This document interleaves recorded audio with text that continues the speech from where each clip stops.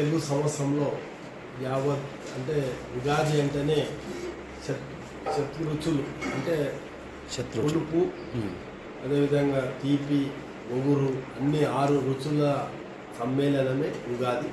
అంటే ఉగాది సందర్భంలో అన్ని రుచులు ఏ విధంగా అన్నీ భుజిస్తామో అదేవిధంగా బాధలు సంతోషాలు అన్నీ కలిసి మెలిసి రావడం వల్ల అన్నిటినీ జయించి ఈ ఉగాది సందర్భంగా ప్రజలందరూ సుఖ సంతోషాలుగా ఉండాలి. అదేవిధంగా వ్యవసాయ రంగం అభివృద్ధి చెందాలి. అందరూ కూడా ఈ సంవత్సరం మంచి వర్షాలు పడాలి ఆ భగవంతుని ప్రార్థిస్తూ ఈ అన్ని సకాలం వర్షాలు పడి రైతాంగం అభివృద్ధి చెందాలని కోరుకుంటున్నాం. మరొకసారి గద్వాల ప్రజలకందరూ కూడా ఉగాది శుభాకాంక్షలు. మీ కృష్ణమోహన్ రెడ్డి, గద్వాల ఎంపీ.